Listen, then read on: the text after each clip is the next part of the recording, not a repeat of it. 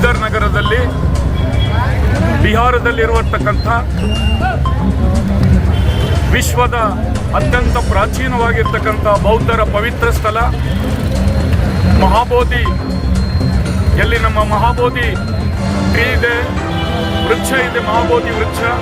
ಅಲ್ಲಿ ನಮ್ಮ ಮಹಾಬೋಧಿ ಟೆಂಪಲ್ ಇದೆ. ಆ ಟೆಂಪಲನ್ನು ಇವತ್ತು ನಾವು ಮುಕ್ತಗೊಳಿಸಬೇಕು ಅಂಥೇಳಿ ಈ ಸಂದರ್ಭದಲ್ಲಿ ನಾವೆಲ್ಲರೂ ಮನವಿಯನ್ನು ಸಲ್ಲಿಸ್ತಾ ಇದ್ದೀವಿ ಬಂಧುಗಳೇ. ಈ ಹೋರಾಟ ಇವತ್ತಿನಿಂದಲ್ಲ, ಈ ಹೋರಾಟ ಸುಮಾರು 300 ವರ್ಷಗಳಿಂದ ನಾವು ಹೋರಾಟ ಮಾಡ್ತಾ ಇದ್ದೀವಿ ನಮ್ಮ ಬೌದ್ಧ ವಿಹಾರದ ಮುಕ್ತಿಗಾಗಿ. ಈ ಹೋರಾಟ ಪ್ರಾರಂಭ ಆಗಿದ್ದು ಯಾವತ್ತು ಡಾಕ್ಟರ್ ಬಾಬಾ ಸಾಹೇಬ್ ಅಂಬೇಡ್ಕರ್ ಅವರು 1891 ಹುಟ್ಟಿದ್ರು. ಅವತ್ತಿನ ದಿವಸ ಶ್ರೀಲಂಕಾದ ಬಂತೆ, ಅನಾಗರಿಕ ಅಂತೇಳಿ ಬಂತೆ ಪಾಲ ಅವರು ಈ ಒಂದು ಹೋರಾಟವನ್ನು ಪ್ರಾರಂಭಿಸಿದರು. ಈ ಹೋರಾಟದಲ್ಲಿ ಬೇರೆಯವರು ಬೌದ್ಧ ವಿಹಾರದಲ್ಲಿ ನಡೆಸುವಂತ ಕಾರ್ಯಕಲಾಪಗಳನ್ನು ನಿಲ್ಲಿಸಿ ಅದು ಸಂಪೂರ್ಣವಾಗಿ ನಮ್ಮ ಬುದ್ಧಿಸ್ಟರಿಗೆ ಕೊಡಬೇಕು. ಅದು ಜಗತ್ತಿನಲ್ಲಿರ್ತಕ್ಕಂಥ ಎಲ್ಲಾ ಬುದ್ಧಿಸ್ಟ್ ಜನರ ಉಪಾಸಕರ ಕೇಂದ್ರ ಆಗಿದೆ. ಬುದ್ಧನಿಗೆ ಎನ್ಲೈಟ್ಮೆಂಟ್ ಆಗಿರ್ತಕ್ಕಂಥ, ಜ್ಞಾನ ಆಗಿರ್ತಕ್ಕಂಥ ಆ ಒಂದು ಸ್ಥಳ ಇವತ್ತು ನಾವು ನಮ್ಮ ಬೌದ್ಧರಿಗೆ ಬಿಡಿ ಅಂತೇಳಿ ಒಕ್ಕುರಿಲಿನಿಂದ ಒತ್ತಾಯಿಸ್ತಾ ಇದ್ದೇವೆ ಬಂಧುಗಳೇ. ಇಷ್ಟು ವರ್ಷಗಳಿಂದ ನಾವು ಹೋರಾಟ ಮಾಡಿದ್ರು ಕೂಡ, ಸ್ವಾತಂತ್ರ್ಯ ಪೂರ್ವದಲ್ಲಿ ಹೋರಾಟ ಮಾಡಿದ್ದೇವೆ, ಸ್ವಾತಂತ್ರ್ಯ ಸಿಕ್ಕ ನಂತರ ಕೂಡ ಹೋರಾಟ ಮಾಡಿದ್ದೇವೆ. ಆದರೆ ಇಲ್ಲಿವರೆಗೆ ನಮ್ಮ ಬುದ್ಧಿಸ್ಟ್ ಜನಾಂಗಕ್ಕೆ ನ್ಯಾಯ ದೊರಕಿಲ್ಲ ಅಂತಕ್ಕಂಥ ಮಾತು ಈ ಸಂದರ್ಭದಲ್ಲಿ ಅತ್ಯಂತ ನೋವಿನಿಂದ ಹೇಳ್ತಾ ಇದ್ದೀವಿ ಬಂಧುಗಳೇ. 1922ರಲ್ಲಿ ಬಾಬು ರಾಜೇಂದ್ರ ಪ್ರಸಾದ್ ಅವರು ಜಾಯಿಂಟ್ ಕಮಿಷನ್ ಮಾಡಿದ್ರು, ಜಾಯಿಂಟ್ ಕಮಿಟಿಯನ್ನು ಮಾಡಿದ್ರು. ಅದರಲ್ಲಿ 4 ಜನ ಬೌದ್ಧಿಸ್ಟರಿಗೆ, 5 ಜನ ಬೌದ್ಧಿಸ್ಟ್ ಅಲ್ಲದವರಿಗೆ ಆ ಕಮಿಟಿಯಲ್ಲಿ ಸೇರಿಸಿದ್ರು. ಅವತ್ತಿನಿಂದ 5 ಜನ ಅವರಿದ್ದ ಕಾರಣ ನಮ್ಮದು ಯಾವುದೇ ಕೂಡ ಅಲ್ಲಿ ನಿರ್ಧರಿಸಲಿಕ್ಕೆ ಆಗ್ಲಿಲ್ಲ. ಅದಕ್ಕೋಸ್ಕರ ಇವತ್ತು ನಮ್ಮ ಭಾರತೀಯ ಬೌದ್ಧ ಮಹಾಸಭೆ ವತಿಯಿಂದ ಹಾಗೂ ಬೀದರ್ ಜಿಲ್ಲೆಯ ಸಮಸ್ತ ನಮ್ಮ ಬೌದ್ಧ ಉಪಾಸಕರ ಪರವಾಗಿ ನಾವೆಲ್ಲರೂ ಇವತ್ತು ಒತ್ತಾಯ ಮಾಡ್ತಾ ಇದ್ದೀವಿ. ನಮ್ಮ ಬೌದ್ಧರ ವಿರಾಸತ ನಮಗೆ ಕೊಡಿ. ಸಾಕ್ಷಿಗಳನ್ನು ಕೊಟ್ಟಿದ್ದೇವೆ. ಸಾಮ್ರಾಟ್ ಅಶೋಕ್ ಕಟ್ಟಿಸಿರ್ತಕ್ಕಂಥ ಈ ಮಹಾವಿಹಾರ ಇದೆ, ಮಹಾಬೋಧಿ ವಿಹಾರ ಸಾಮ್ರಾಟ್ ಅಶೋಕ ಕಟ್ಟಿದ್ದಿದೆ. ಆ ಅನೇಕ ಜನ ಮಹಾರಾಣಿಯರು ಕೂಡ ಅದಕ್ಕೆ ಸಹಾಯವನ್ನು ನೀಡಿ ಆ ಬೋಧಿ ವೃಕ್ಷವನ್ನು ಇಂದಿನವರೆಗೂ ನಾವು ಕಾಪಾಡಿಕೊಂಡು ಬಂದಿದ್ದೇವೆ ಬಂಧುಗಳೇ. ಅದಕ್ಕೋಸ್ಕರ ನ್ಯಾಯಯುತವಾಗಿ ಬೌದ್ಧರ ಸ್ಥಾನವನ್ನು ಬೌದ್ಧರಿಗೆ ಗೌರವಾತ್ಮಕವಾಗಿ ಒಪ್ಪಿಸಬೇಕು ಅಂತ ಹೇಳಿ ನಾನು ಕೈಮುಗಿದ ಎಲ್ಲರಲ್ಲಿ ಕೇಳ್ಕೊತಾ ಇದ್ದೀನಿ ಬಂಧುಗಳೇ. ಅದಕ್ಕೋಸ್ಕರ ಯಾವುದೇ ಹೋರಾಟಕ್ಕೆ ಒಂದು ಬೆಲೆ ಬರಬೇಕು. ಇದು ಡಾಕ್ಟರ್ ಬಾಬಾ ಸಾಹೇಬ್ ಅಂಬೇಡ್ಕರ್ ಅವರು ಸಂವಿಧಾನ, ಈ ಭಾರತ ದೇಶಕ್ಕೆ ಸಂವಿಧಾನ ಬರೆದು ಕೊಟ್ಟಿರ್ತಕ್ಕಂಥವರ ಧರ್ಮ ಅದು ಬೌದ್ಧ ಧರ್ಮ ಬಂಧುಗಳೇ. ಅದಕ್ಕೋಸ್ಕರ ಇವತ್ತು ಭಾರತದಲ್ಲಿ ನಾವು ನ್ಯಾಯ ಕೇಳ್ತಾ ಇದ್ದೀವಿ. ಸಂವಿಧಾನ ಬರೆದು ಕೊಟ್ಟಿರ್ತಕ್ಕಂಥ ಪಿತಾಮಹ ಡಾಕ್ಟರ್ ಬಾಬಾ ಸಾಹೇಬ್ ಅಂಬೇಡ್ಕರ್ ಅವರ ಧರ್ಮದ ಅನುಯಾಯಿಗಳಾಗಿ ಇವತ್ತು ನಾವು ನ್ಯಾಯ ಕೇಳ್ತಾ ಇದ್ದೀವಿ. ದಯಮಾಡಿ ನಮಗೆ ನ್ಯಾಯ ಕೊಡಿ.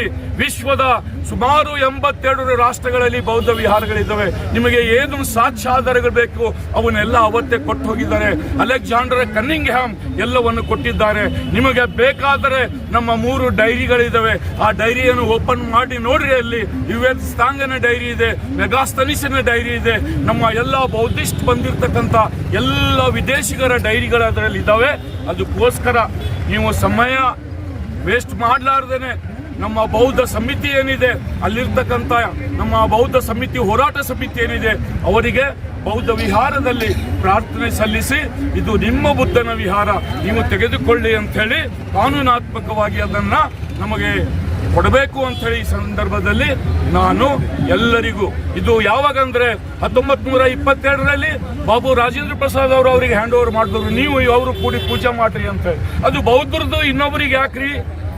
ಅದಕ್ಕೋಸ್ಕರ ಇವತ್ತು ಮತ್ತೆ ಇವ್ರೇನ್ ಮಾಡಿದ್ರು, 1949ರಲ್ಲಿ ಒಂದು ಕಾಯ್ದೆಯನ್ನು ಮಾಡಿ ಮತ್ತು 9 ಜನರ ಕಮಿಟಿ ಮಾಡಿ 5 ಜನ ಅವ್ರಿಗೆ ಸೇರಿಸಿ ಡಿಸಿಗೆ ಸೇರಿಸಿದ್ರೆ 6 ಮಂದಿ ಅವ್ರಾಗ್ಲತ್ತರು, 4 ಮಂದಿ ನಾವು ಆಗ್ತೀವಿ. ಅದಕ್ಕೋಸ್ಕರ ಇದನ್ನೆಲ್ಲ ಅಬಾಲಿಷ್ ಮಾಡ್ರಿ. ಇದು ಬುದ್ಧನ ಸೆಂಟರ, ಅದಕ್ಕೋಸ್ಕರ ಇದು ಬುದ್ಧನ ವಿಹಾರ, ಇದು ಮಹಾಬೋಧಿ ವೃಕ್ಷ ಇದೆ. ಹೇಗೆ ಮಕ್ಕಾ ಎಲ್ಲರಿಗೂ ಜಗತ್ತಿನಲ್ಲಿರ್ತಕ್ಕಂಥ ಮುಸಲ್ಮಾನರಿಗೆ ಸಂಬಂಧಪಟ್ಟಿದೆಯೋ ಎಲ್ಲರಿಗೂ ಸಂಬಂಧಪಟ್ಟಿದೆ.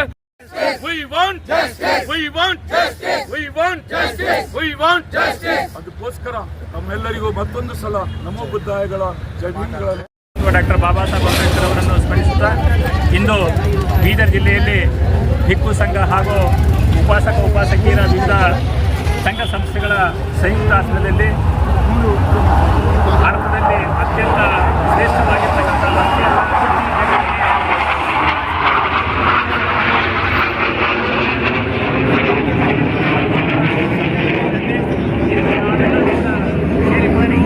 ನಮ್ಮ ಮುಖ್ಯ ಸಂಘದ ಒಂದು ಸಾನ್ನಿಧ್ಯದಲ್ಲಿ ಹಾಗೂ ವಿವಿಧ ಸಂಘ ಸಂಸ್ಥೆಯವರ ನೇತೃತ್ವದಲ್ಲಿ ಇಡೀ ಒಂದು ವಿಷಯ ಸಂಪೂರ್ಣವಾಗಿರ್ತಕ್ಕಂಥ ಜನ ಸೇರಿಕೊಂಡು ಬೋಧನೆಯಾದ ಒಂದು ಇತಿಹಾಸವಾಗಿ ಶಾಂತಿಯುತವಾಗಿ ಇವತ್ತು ನಾವು ರ್ಯಾಲಿಯನ್ನು ಮಾಡಿದ್ದೇವೆ.